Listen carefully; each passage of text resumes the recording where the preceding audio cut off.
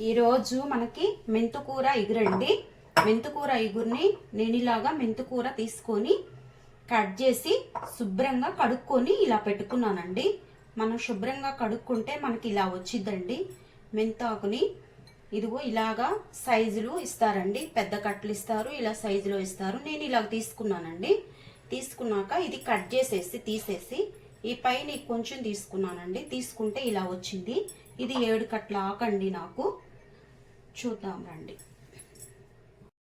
Stove on చేసి pan పెట్టి oil పోసుకోవాలండి. చూడండి,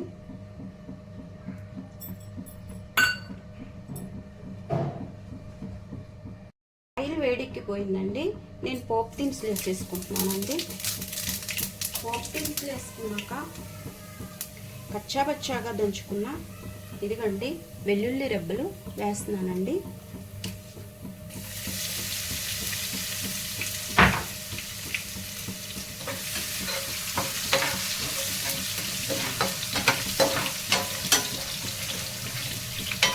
ఇవి కూడా కొంచెం వేగించుకున్నామండి. వెల్లుల్లి రెబ్బల్ని ఇవి వేగిపోయినాయండి.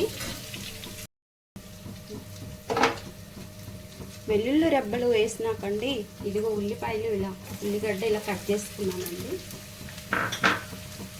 అవి కూడా వేసేసి కొంచెం మగ్గనిద్దామండి.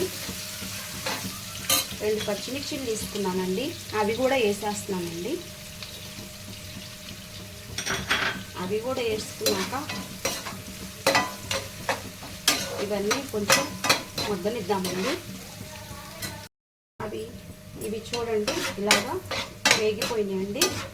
వేగిపోయినాక ఇదిగండి 2 ఎండుమిర్చి తీసుకున్నానండి. 2 రెబ్బల కరివేపాకు వేసేస్తున్నానండి. 2 ఎండుమిర్చి 2 రెబ్బల కరివేపాకు వేసినాక మనం ఇలాగా వేయించుకున్నామండి. ఈ ఉల్లిపాయ అంతా వేగిపోయే వరకు కొంచెంసేపు మగ్గనిద్దామండి. చూడండి, మగ్గిపోయినాక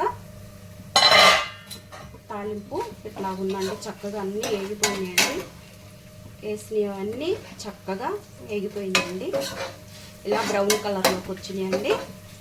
మనం ఇప్పుడు ఇది ఒక చిన్న టమాటా ఇలా కట్ చేసుకొని పెట్టుకున్నానండి. ఇది కూడా వేసేస్తున్నానండి. దీన్ని కూడా కొంచెంసేపు మగ్గనిద్దామండి. మగ్గనిచ్చినాక మగ్గిపోయినాక చూద్దామండి. చూద్దామండి, మగ్గిపోయిందండి చక్కగా. టమాటా కూడా మగ్గిపోయినాక కొంచెం పసుపు అండి, కొంచెం సాల్ట్ అండి,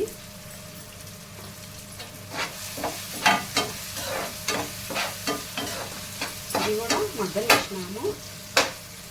ఇప్పుడు మనం తీసుకున్నాము కదండి మెంతుకూర, అదే వేసేస్తున్నానండి. చూడండి, కొంచెం మంట తక్కువ పెట్టుకొని చిన్నగా మంట మగ్గనిద్దామండి. ఊరకనే మగ్గిపోయిద్దండి.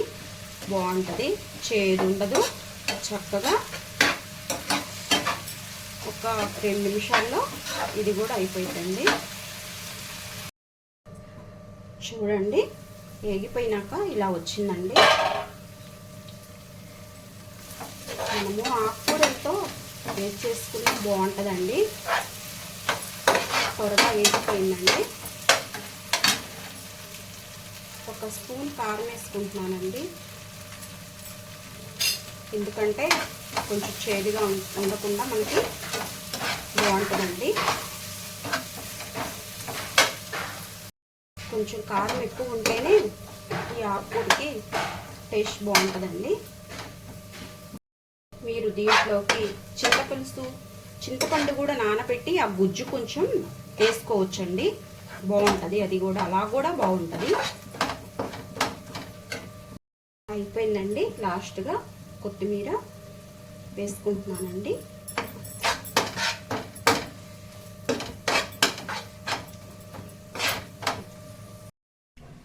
చూడండి, మెంతుకూర ఇగురు చక్కగా ఇలా అయిపోయిందండి. సింపుల్గా, టేస్ట్గా, హెల్తీగా ఎలా చేసుకున్నామో చూడండి. మనకి బాగుంటుందండి, చేదంటూ ఉండదండి, పుల్ల పుల్లగా కూడా ఉంటుందండి. చక్కగా జుట్టుకు మంచిదండి, కంటికి మంచిదండి, స్కిన్ కూడా మంచిదండి. ఒక్కసారి ఇలా చేసి తినండి, బాగుంటుంది. నచ్చిందా ఫ్రెండ్స్? నచ్చిందని అనుకుంటున్నాను ఫ్రెండ్స్.